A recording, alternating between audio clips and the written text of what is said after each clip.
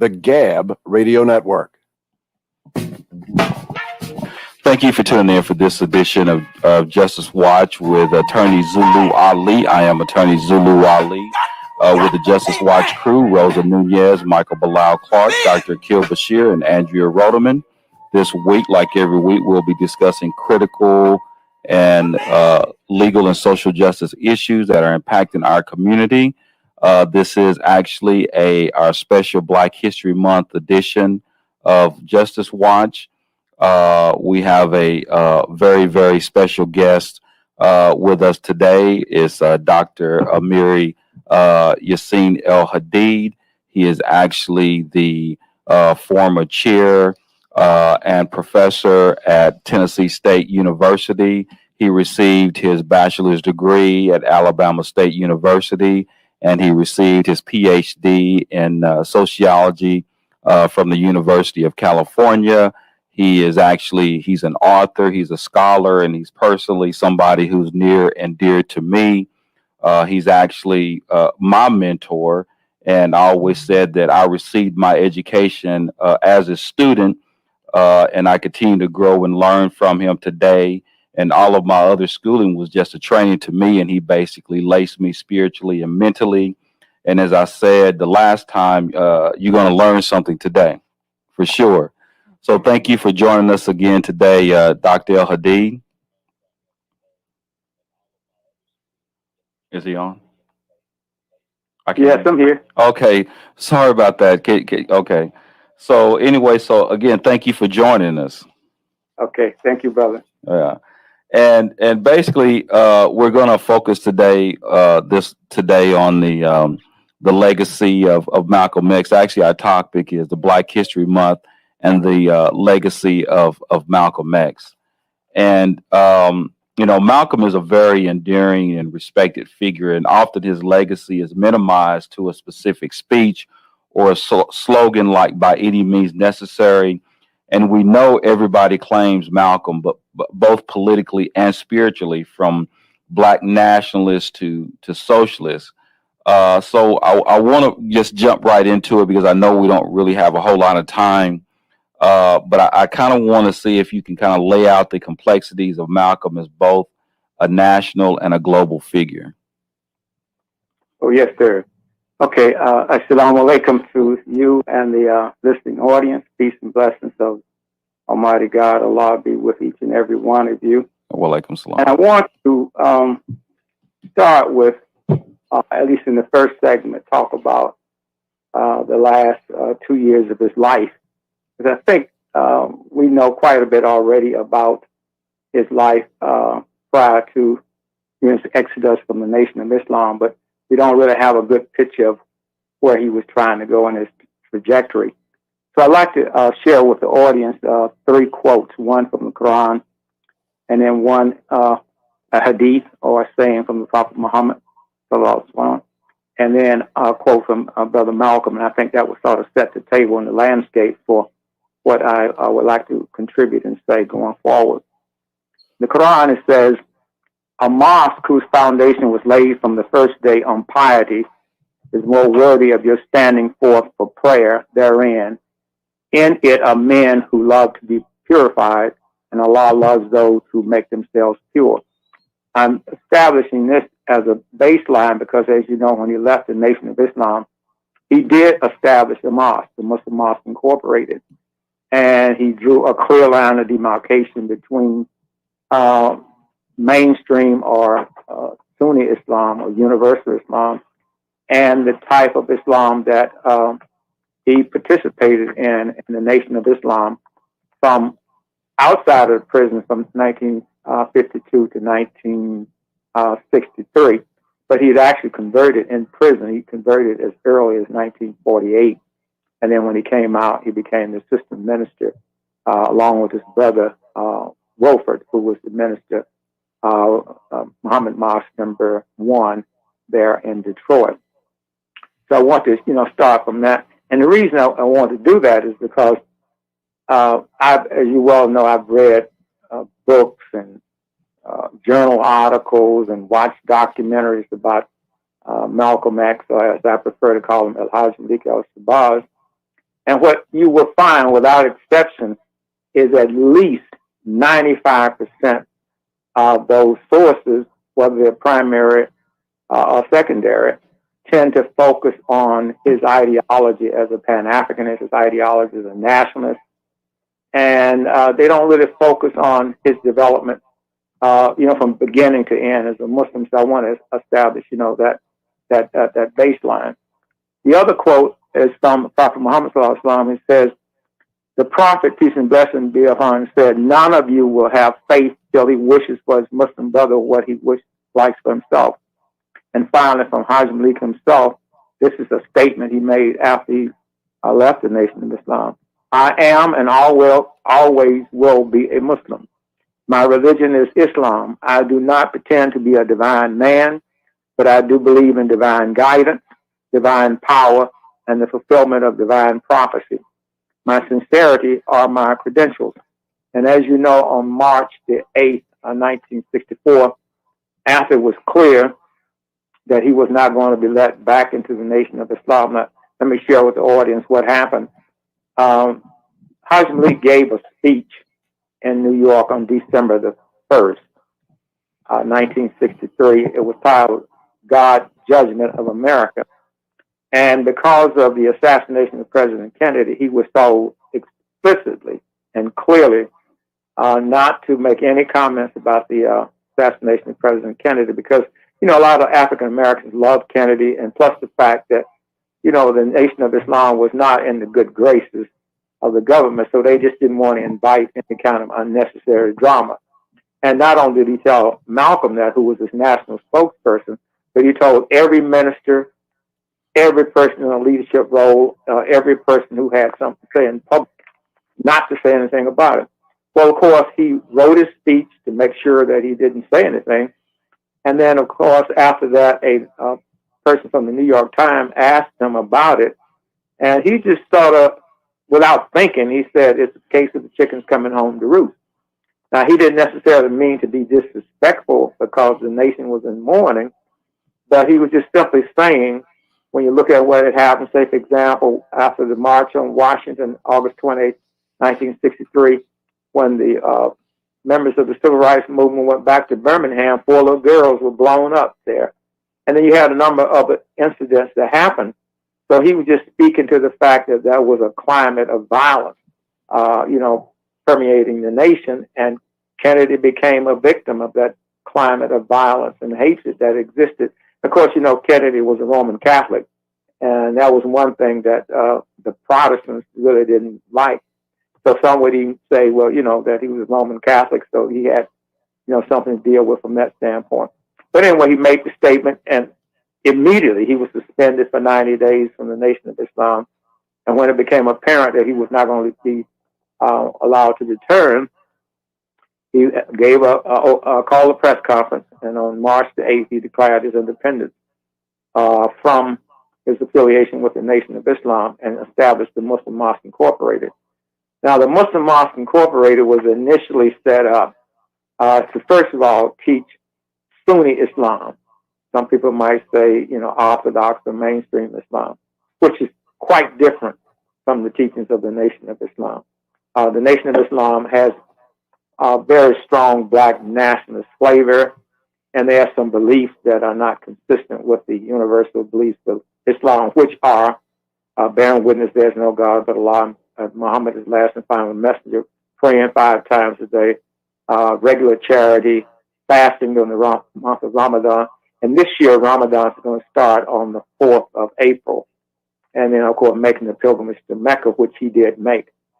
So he wanted to establish that type of Islam. Now, of course, from his 12 years of experience inside the Nation of Islam, he realized that the Nation of Islam did have the right program, but it didn't have the right, theology. And he wanted to change the theology, but maintain many of the programmatic things, such as, economic self-reliance. And they had sort of a 3-step program. And that 3-step program was, wake the people up to knowledge of self and kind, wake them up to their humanity. Secondly, clean them up in terms of their vices. And as you know, the Nation of Islam focused almost exclusively on the brothers and sisters that were at the bottom of the well. They call them the lost-found members of the Nation of Islam. So you're talking about ex-convicts, drug addicts, prostitutes, working class people, the lumpen proletariat. That was their main target group. The civil rights movement, on the other hand, catered more to people who went to church, regardless of their class background. They could have been peasants in Mississippi, lumpen proletariat in Birmingham working in steel mills, even lumpen proletariat out in the street, and coming, to change their way of life.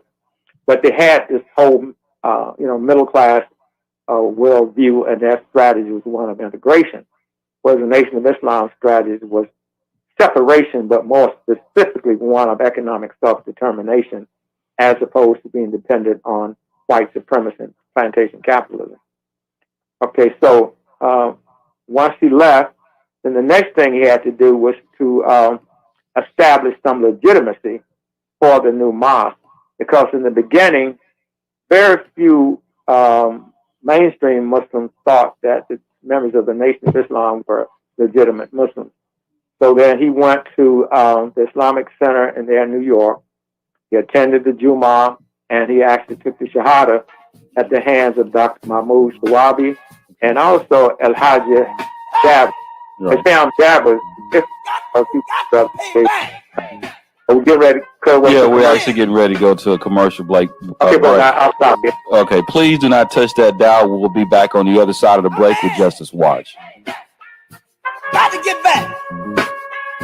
Need some get back. Do you have a great idea for a radio show but have no idea where to start? Or have you been hosting a podcast for a while and want to take it to the next level? If so, you need the Gab Radio Network. To host a show on the Gab Radio Network, all you need is your voice, and we'll handle the rest. From technical engineering to full-service audio production and much more. Every show on the Gab Radio Network can be heard on our station on the TuneIn Radio app. Plus, we put all of our shows on our satellite, which is accessed by over 5,500 stations. And here's the best part. You can host from anywhere you want. There are many means to connect to the Gab Radio Network remotely, and our staff of highly trained engineers and producers will make you sound like you're right here in studio. So, if you want to be on the Gab Radio Network, the same network that hosts the Small Business Advocate, Radio MD, and The Federalist, send an email right now to sales@gabradionetwork.com. That's sales@gabradionetwork.com. Nubian Pictures presents a CCM Films production documentary entitled Purpose and Freedom. Keep your hand on the plow. This emotional and strong documentary tells the story of African-American lawyer Zulu Ali seeking justice and his purpose as a lawyer while crossing paths with Araceli, an undocumented immigrant from Mexico who is seeking her freedom. Together, they help discover their purpose and freedom in each other. Watch this incredible film today from iTunes Movies, YouTube Movies, Amazon Prime, and Google Play Movies. Learn about the cast and crew, links to purchase, and more at purposeandfreedommovie.com. Purpose and Freedom. Keep your hand on the plow. Available now. Rated G. I did not feel safe.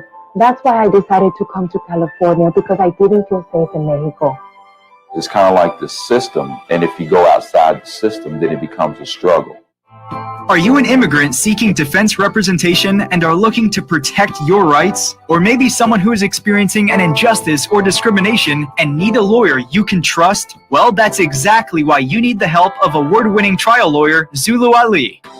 The law offices of Zulu Ali provides immigration defense representation for those seeking justice and looking to protect their rights. If you or a loved one needs professional legal advice and representation, then contact Zulu Ali. Zulu Ali's firm focuses on criminal law, family law, civil and personal injury, and international law. Zulu Ali is a former police officer and U.S. Marine, so you know you're in good hands, serving all of California and immigration cases nationwide, representing victims and suspects at the International Criminal Court at The Hague. Call Zulu Ali today at 888-682-3049 or visit ZuluAliLaw.com.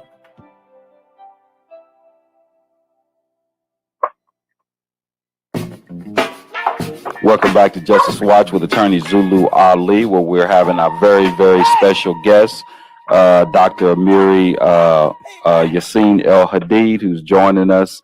And I guess, Doc, you were kind of getting ready to get to your next point, so I was going to allow you to go ahead. Inshallah.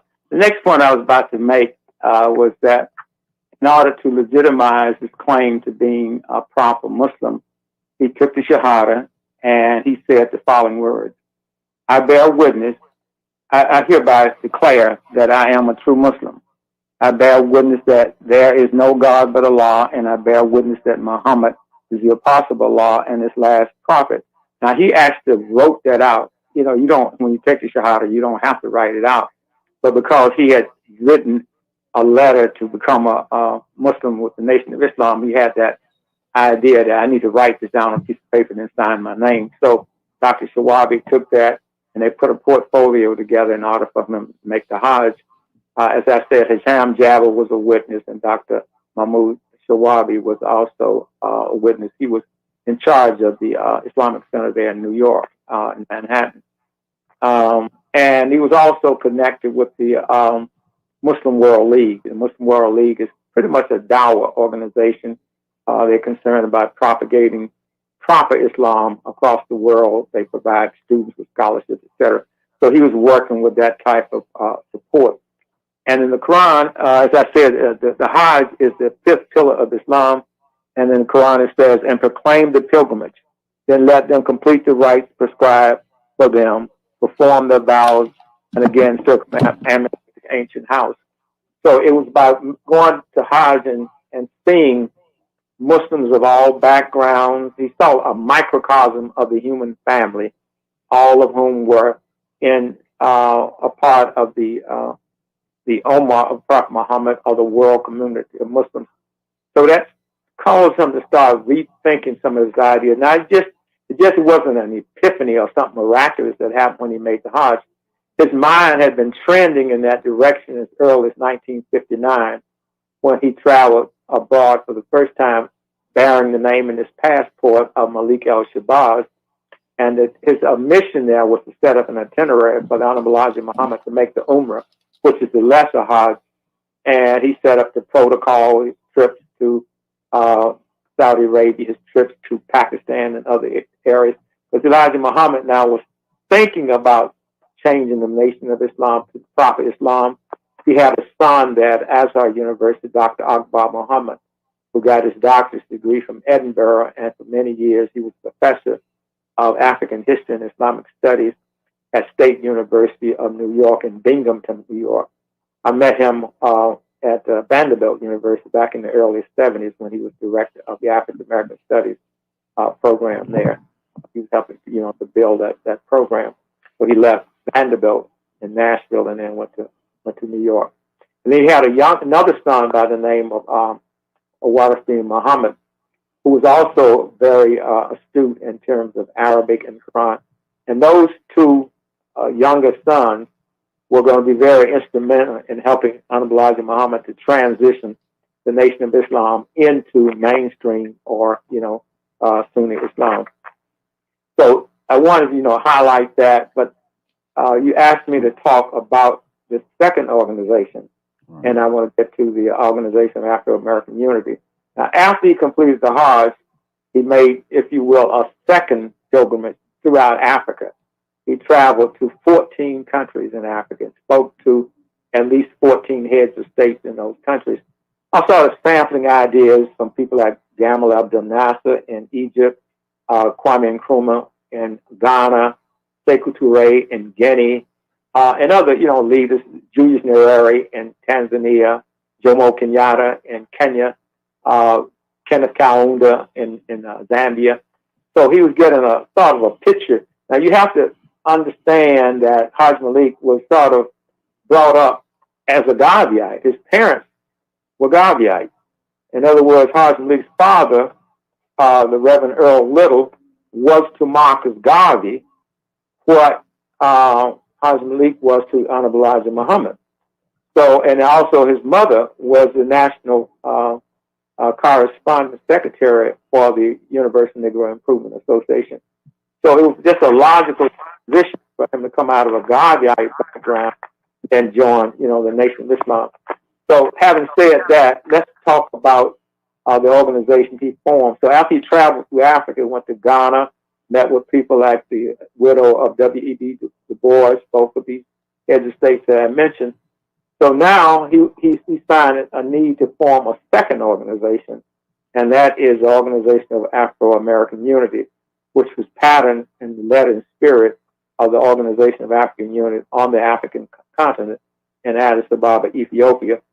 Now, in this scenario here, there were a lot of people who wanted to be a part of the new movement that he was developing, but they didn't want to take Shahada and be Muslim, because many of them had the image of Islam as a Nation of Islam, and they didn't want that. They were satisfied with Christianity, or they were satisfied with being socialist, or satisfied with being black nationals or Pan-African, and they didn't want any parts of somebody else's religion as such.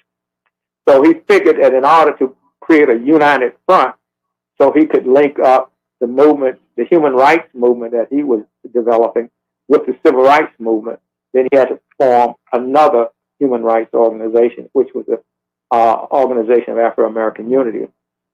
And some of the people that who were founders of A. Peter Bailey, Dr. John Henry Clark, Sidney Poitier, Harry Belafonte, Ruby Dee, and Ozzie Davis.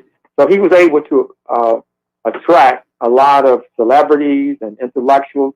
Of course, he was operating, there in Harlem, New York, and he's working those individuals, those people. So then, of course, once he formed that organization, then he started building it, and he decided he would make a second trip to Africa. This time, when he made the trip to Africa, the idea was to go there and be a part of an ingathering of African heads of state in Cairo, Egypt, and also the ingathering of leaders of the various liberation movements in various parts of Africa. Now, in 1964, 65, you did have a significant number of African countries that were independent. This time, Kenya was independent, Egypt was independent, Ghana was independent, but you had countries like in the southern part of Africa that were still fighting liberation fights, like in South Africa, Zimbabwe, Mozambique, Namibia, and countries like that. But a significant number of countries in West Africa had become independent, especially Anglophone Africa and Francophone Africa. But there was still, struggles for national liberation, that was still going on. The idea here with the Organization of Afro-American Unity as a human rights organization was to first of all form a united front within the United States based on human rights, elevate the civil rights movement to the level of human rights, and change the venue for protesting rather than taking the case to the United States Supreme Court as a civil rights issue. He wanted to take the issue to the World Court of the United Nations as a human rights issue. And then once you have human rights, to understand human rights, if the audience will go back and read, say, the Declaration of Independence, that's a human rights document. And one of the famous quotes in the Declaration of Independence is, "We hold these truths to be self-evident, that all human beings are created equal, endowed with their creative and certain unalienable rights, that among them are life, liberty, and the pursuit of happiness." If you can grasp that, and also the idea of taxation without representation, those are, human rights claims, because at this time that the Declaration of Independence was penned, they were talking about trying to come from under the colonial control of, of the British Empire. And Hajj Malik also saw the plight of African Americans as an example of domestic colonialism. He was trying to translate our plight here in the United States in a language that was universal. So in other words, on the African continent and the Caribbeans and the South America, they were waging decolonization struggles. They were national struggles to decolonize their countries from Portugal, from Spain, from England, and from France. So the same way, he was telling us that we came out of chattel slavery in 1865, but we were not free. Even though we had the 13th, 14th, and 15th Amendment, we went from chattel slavery to domestic colonization. But many of us went back to the same plantations on picking and doing chattel slavery and became sharecroppers. So that was the colonial situation. All right, I'll stop it. Okay, we're getting ready to go to a break. Please do not touch that dial. We'll be back on the other side of the break with Dr. Amiri Al Hadid and Justice Watch. Payback! Payback! That's it! Payback! There's a new nationally syndicated radio program that's sweeping the nation, and you don't want to miss it. Justice Watch with attorney Zulu Ali, the voice of justice for the people. The focus of Justice Watch is to provide an honest analysis and viable solutions to the criminal and social justice crisis in America and the world from a black, brown, working class, and socially disadvantaged perspective, and to motivate listeners to be informed and part of the solution. Zulu Ali is joined by the Justice Crew, consisting of Rosa Nunez, Michael Clark, Dr. Akil Bashir, and Charito Ali to tackle the most pressing issues. Host Attorney Zulu Ali is a former police officer, U.S. Marine Corps veteran, and an award-winning trial lawyer who focuses on representing persons accused of crimes, immigrants, victims of discrimination, and persons seeking civil justice. Find out how to listen to Justice Watch with Attorney Zulu Ali at justicewatchradio.com. Nubian Pictures presents a CCM Films production documentary entitled Purpose and Freedom. Keep your hand on the plow. This emotional and strong documentary tells the story of African-American lawyer Zulu Ali seeking justice and his purpose as a lawyer, while crossing paths with Araceli, an undocumented immigrant from Mexico who is seeking her freedom. Together, they help discover their purpose and freedom in each other. Watch this incredible film today from iTunes Movies, YouTube Movies, Amazon Prime, and Google Play Movies. Learn about the cast and crew, links to purchase, and more at purposeandfreedommovie.com. Purpose and Freedom. Keep your hand on the plow. Available now. Rated G. I did not feel safe. That's why I decided to come to California, because I didn't feel safe in Mexico. It's kind of like the system, and if you go outside the system, then it becomes a struggle. Are you an immigrant seeking defense representation and are looking to protect your rights? Or maybe someone who is experiencing an injustice or discrimination and need a lawyer you can trust? Well, that's exactly why you need the help of award-winning trial lawyer Zulu Ali.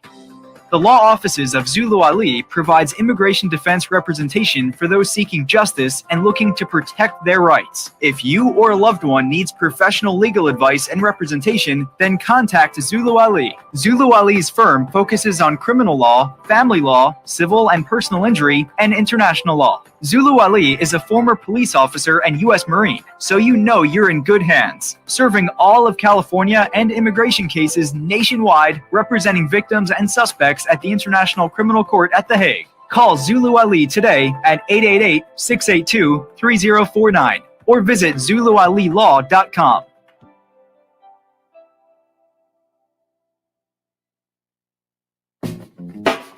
Welcome back to Justice Watch with attorney Zulu Ali and the Justice Watch crew, and our very special guest, Dr. Amiri Al Hadid. And before we continue, I know we're somewhere around the bottom of the hour, but I do just want everybody who's listening, and actually, Doc, we got quite a few people that actually are chiming in, and when I say chiming in, actually listening to the conversation, both on air and in social media. But I do want to remind everyone that we're listening to, you know, as far as I'm concerned, he's the foremost scholar on Malcolm X, Hajj Malik Shabazz. And just so I can remind everybody that, you know, Dr. Al Hadid is the founder and first chairperson of the African Studies Department at Tennessee State University. He is also the founder and CEO of the Great Debate Honor Society Incorporated, which I had the pleasure of being involved in, and the Great Debate Academy Incorporated. Again, he earned his PhD in sociology from the University of California at Santa Barbara and a BA in psychology and sociology from Alabama State University. He co-authored Between Cross and Crescent, Christian and Muslim Perspectives on Malcolm and Martin with Dr. Lewis V. Baldwin, who is a professor at Vanderbilt, and Dr. Al Hadid also served as president and member of the editorial board of the Association of Social and Behavioral Scientists Incorporated. He is a member of the National Council for Black Studies Incorporated and the Association for the Study of Classical African Civilizations Incorporated.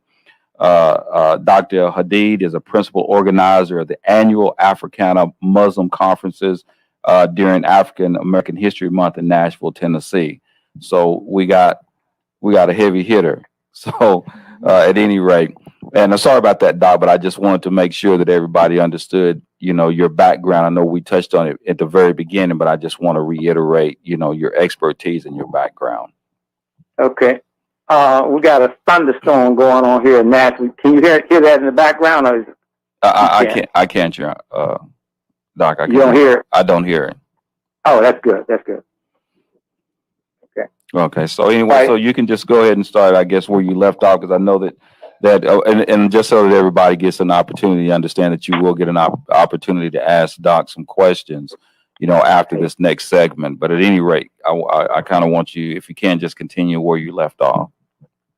Okay. Well, I'll shorten this a bit so we'll get a chance to start questions in the third segment. But I want to quote another quote from Hajj Malik. He says, "The Quran compels the Muslim world to take a stand on the side of those whose human rights are being violated, no matter what the religious persuasion of the victims is.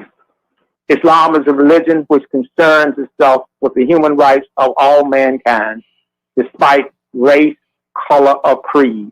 It recognizes everyone as part of one human family." And I want to keep on that baseline because I want the audience to understand that Hajj Malik was first and foremost a Muslim. He was a Muslim to the bone, to the soul. And his Pan-Africanism was sort of secondary to that. What was driving his personality, his worldview, his core values, his core beliefs, his thinking, it was Islam, the Quran and the Sunnah of Prophet Muhammad.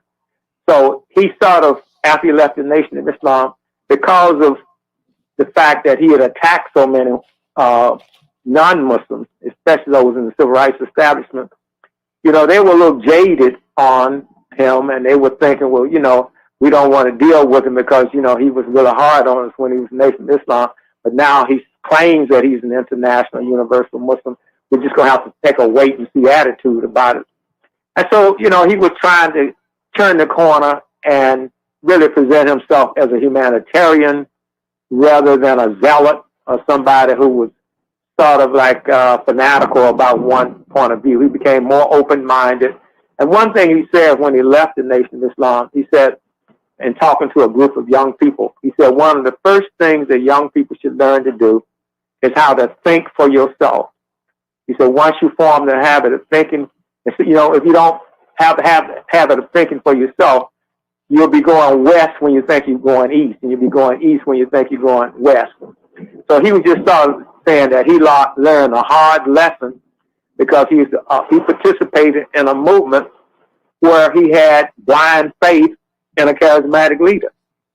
And he just never thought that charismatic leader was going to disappoint him. And as it turned out, that charismatic leader did disappoint him. So he was saying to young people, reserve your right for critical thinking and thinking for yourself. Now, when we go back to the Organization of Afro-American Unity, it was indeed a human rights organization, and they had formulated a petition to take to the United Nations and asking the United Nations to give African Americans relief from the level of tyranny and violence that was taking place at that time. And for example, when they took people in the civil rights movement were marching in Birmingham, they turned the dogs on them, fire hoses. And not only was that going on, lynchings were going on, and all the people were trying to do was get basic civil rights, and they were also struggling to register to vote and exercise their right to vote. As we pointed out earlier, after slavery, we were given the 15th Amendment, which should have given us the right to vote. And then we're given the 13th Amendment, the freedom. And then the 14th Amendment should have been our citizenship. But we're coming, as Martin Luther King said in the March on Washington, 100 years later, after the Declaration of Independence, after the Civil War. In 63, 64, we still did not have the same human rights or civil rights that the average white American had, regardless of whether they were poor, rich, or working class or middle class. We wouldn't have those rights. White Americans had white privilege, and they were the ones that benefited from those segregated areas of public accommodation, whether it was restaurants, colleges, schools, cemeteries, any areas of public accommodation, transportation. They were a privileged group. Got on a bus, we had to go to the back of the bus. We had our own restroom. We had to drink from a colored water fountain. I can remember that growing up as a child down in apartheid Alabama, drinking from a water fountain that said colored, going into a restroom that said colored, getting on the bus and going to the back of the bus. I was maybe about 10 years old, man, but I was old enough to remember that kind of disrespect and that kind of indignity. And you just more or less had to swallow your pride, because they tried to make you feel like you were invisible, that you were less than a human being. And we thought that 100 years later, the slavery was over. But the stigma and the vestiges of slavery just didn't disappear. So we went from chattel slavery to plantation capitalism. Right. Went from being a chattel slave to a wage slave. Right. Or a salary slave, if you will, if you worked, in a job where you had a salary. Right. So I want to sort of stop here and give the audience a chance to maybe ask some questions, and hopefully we can get a dialogue going. Thank you so much for this enlightening talk. We've been looking at the comments throughout the segment, and there's a lot of our viewers whom are interested. One of the questions that really stood out was from one of our viewers, Jamil Hassan, who's saying, if we follow Mr. Malcolm, would we have to say loudly that Islam is the only religion to follow? Say that again? He asked, if we follow Mr. Malcolm, would we have to say loudly that Islam is the only religion to follow? Let me repeat what I said earlier. Mm-hmm. The Quran compels the Muslim world to take a stand on the side of those whose human rights are being violated, no matter what the religious persuasion of the victims is. Islam is a religion which concerns itself with the human rights of all mankind, despite race, color, or creed. It recognizes everyone as part of one human family. And as I was saying earlier, that was the reason that he had to form the second organization, because people wanted to work with him and join him, but they weren't prepared to become Muslims. So his first organization was Muslim Mosque Incorporated. And that was to teach proper Islam. It was a mosque. Just like, you have a church that teach Christianity, you have a mosque to teach Islam. So he wasn't, the people that outside who were non-Muslim, who didn't want to convert to Islam. Then he formed the second Organization of Afro-American Unity. And you could join that organization, but it was primarily, for African Americans. But any progressive person with a progressive ideology was welcome to join, the Organization of Afro-American Unity. And that has nothing, it was non-sectarian. It was not a sectarian organization. So I hope that clarified it. Yeah, definitely. I also had another question. I feel like usually in our school systems, we are taught to remember Malcolm X as someone who was really ahead of his time. But would you say that perhaps he wasn't ahead of his time, but rather that he was the only one in the 20th century that could articulate the psychological power that white supremacists held over people of color?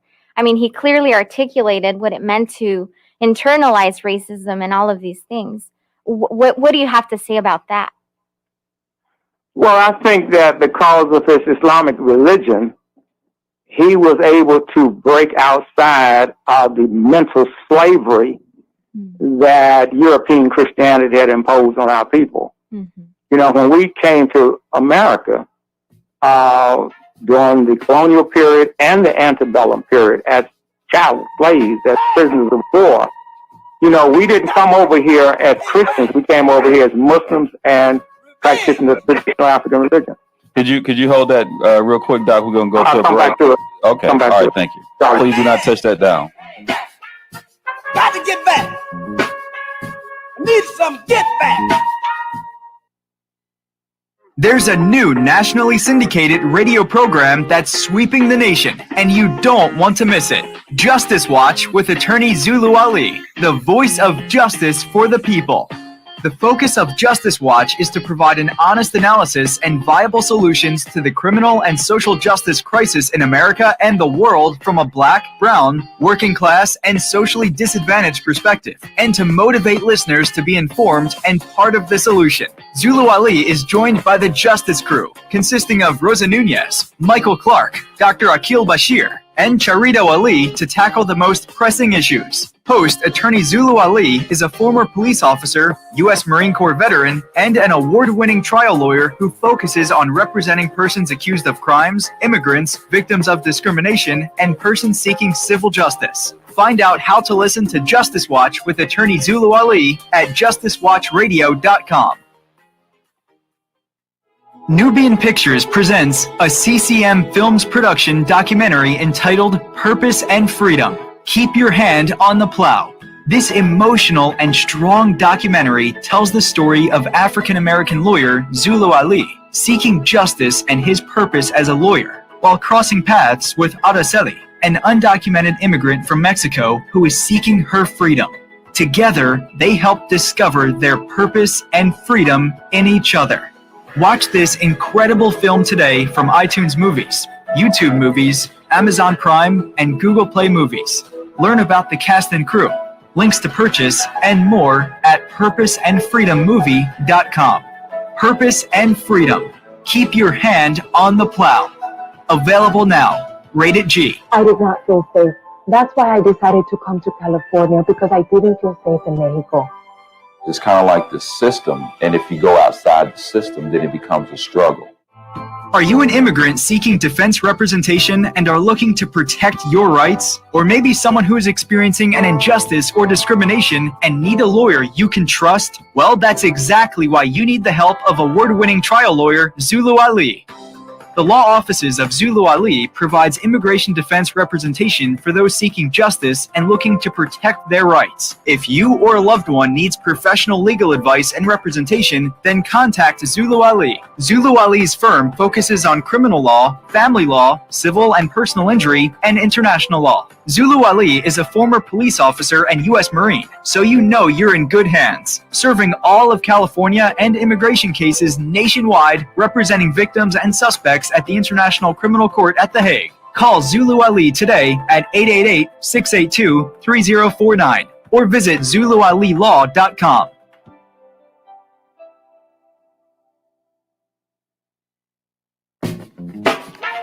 Welcome back to Justice Watch with attorney Zulu Ali and the Justice Watch crew and our very, very special guest, Dr. Amiri Al Hadid, and our discussion on the legacy of Malcolm X. And I think you were finishing your point on that question that Rosa just asked you, Doc. Did you want to start there? Can you sort of frame it again for me? I want to make sure I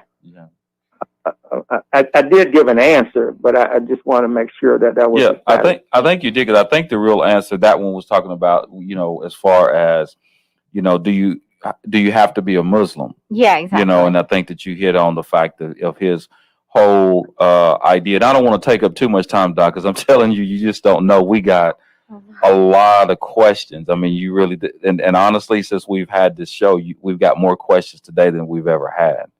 That's amazing. Yeah. But anyway, yeah, because I kind of want to, and that was kind of the interesting part is we all, we know that Malcolm kind of is a figure that people kind of mold into what they want him to be at this point. And as we talk about whether he was a nationalist, and you hit on the fact that he was a Muslim to the core, and the fact that he organized a Muslim Mosque Incorporated, as well as the Organization of African American Unity, which was focusing on the fact that there were other individuals that he wanted to be involved with or get involved with that may not necessarily relate to the Islamic piece. And what comes to mind when you talk about that is when Spike was doing the movie. And, you had Malcolm that was sitting on, I can just see it now. He's sitting on the arm of his couch, and he's watching all the things that were going on, the brutality that was going on in the South. Yeah. And he also mentioned, even at that point, how he wanted to get involved with, people in the South that were going through what they were going through. But because of the restraints that he had, because he had to fall within, the alignment of his, of the nation, that he wasn't necessarily able to do that. So, I mean, and I think that that's something that people have to understand about Malcolm, was that we always think that all of a sudden just a light came up in his head. Mm-hmm. But, we also know that he was coming, even though it wasn't like he just went to the Hajj and just decided to become, he knew what being a Muslim was like. We know that he had actually, didn't he go to Mecca earlier to prepare for Umrah for, if I'm not mistaken, was it Elijah Muhammad, even before he actually even went to Hajj? Is that correct? Well, I've heard two versions of the story. One version said he didn't go because he didn't want to be the first one from the Nation of Islam to go to Mecca and upstage his leader. Okay. Now, I think he did go into Jeddah. You and I have both made the Hajj. Right. And that's not going into Mecca. Jeddah is where you stop, and then people make sure your credentials are in order, and then you can go and make the Hajj, in terms of the sacred precincts, Mecca and Medina. So I think he went to Jeddah. He did not go into Mecca or Medina. Yeah. All right. So but the thing is, let me say this to the audience, that I know we have a limited amount of time, and I would encourage them to read our book, Between Cross and Crescent. Yes. Muslim and Christian Perspectives of Malcolm and Martin. I co-authored this book with Martin Luther King scholar, brother by the name of Dr. Lewis V. Baldwin. At the time, he was in the divinity school at Vanderbilt, religious studies at Vanderbilt. Of course, I was on the faculty at Tennessee State University, and he and I are both from Alabama. And we decided, well, let's try to see if we can write a book where we can resolve this tension between the followers of Martin Luther King and the followers of Hajj Malik. And that was the goal that we set for ourselves, to try to synthesize their thinking. And what we concluded is that they both converged, because their lines were running parallel. This is not unique to them. I mean, those two schools of thought existed before they showed up. With the tensions there between Du Bois and Booker T. Washington, between Martin Delany and Frederick Douglass. So all throughout our history, even going back to slavery, we had these two schools of thought. One group wanted to assimilate or integrate, which was the Martin Luther King school, and another group wanted to separate or repatriate, back to Africa in terms of self-determination. So Martin and Malcolm sort of represented the highest development of those schools of thought that had been evolving as early as 1850. Even before that, I'd say even far back as 1820s, because, that school of thought in collaboration with American Colonization Society is what allowed us to establish the Republic of Liberia. And I think the point I was talking about before we stopped was the fact that Hajj Malik's mind was free of the fetters of religious slavery or psychological slavery. And Islam gave him the ability to free his mind of mental slavery. Because the point I was making before we went on the break was, when we came over here, none of us were Christians. And as a matter of fact, the plantation owners did not want us in Christianity, because they figured that if we got into Christianity, we were not going to be limited to reading the New Testament. We were going to go into the Old Testament and identify with Moses and his struggle to bring the Hebrews out of Egypt. And they also put us in a situation where we couldn't, read and write. If you can't read and write, that means your mind is not free, right? And so when we came over here, 25% of us practice Islam. That is, those are from Central Africa and West Africa. The rest of them, the other 75%, were practitioners of different denominations of traditional African religion. What we call voodoo in Haiti, or voodoo in New Orleans, or we call it candomblé in, Brazil, or Santeria, in Cuba. traditional African religion where you have pour libation to ancestors. It's a kind of ritual that we go through during the days of Kwanzaa, where you're pouring libation, for ancestors and so forth. So those are religions that we practice, and those religions were connected with our ancestors and our kinship system or our extended families. And when they brought us over here, they stripped us of our birthrights and stripped us of our human rights, and then put us on the same level as livestock. We were on the same level as a cow or horse or a chicken, chattel, meaning property. Right? So we had no civil rights and didn't have any human rights in it either, because we were dehumanized. Right. So we didn't have human rights. Yeah. So I think that's, some people take different routes out of this spiritual slavery that the European Christians imposed on us. Some of us, like James Cone, nationalized Christianity. So you got Black Christian nationalism, or as Martin Luther King had it, the social gospel. And then, of course, like the Shrine of the Black Madonna. Marcus Garvey was into Christianity, but he was talking about the Shrine of the Black Madonna, and then a Black Christ. And then those of us that went in the path of Islam, we left Christianity altogether, right, and identify with Islam. Now, we have a spectrum in our community. Some brothers inject nationalism into Islam, like Moorish science and the Nation of Islam. Right. Others resist the temptation to do that, and they tend to be more mainstream or more Sunni. And then you have some that take it to another level. They could be like Salafi or Shia. But the vast majority of African American practitioners of what we might call Sunni Islam or mainstream Islam in 2021. And that happened after Honorable Elijah Muhammad died, and then Imam Waterfield Muhammad came in and then converted the followers of his father to mainstream Islam. The statistics, some estimate that he was able to bring into Islam as many as 20 million African Americans. Wow. Sorry, not 20, but 2 million. Wow. I wish we had 20 million Muslims. No, man, I do not believe we have about 10 or 15 million. Yeah. Man, I wish we running out of time. I cannot believe that. Please, Doc, come back, because we've got like a slew of questions here that we wasn't able to get to, and like I said, I mean, on our social media site, we've got more people chiming in today than we've ever had, right? That's correct. Unbelievable, man. We'll appreciate that. I can come back. Okay.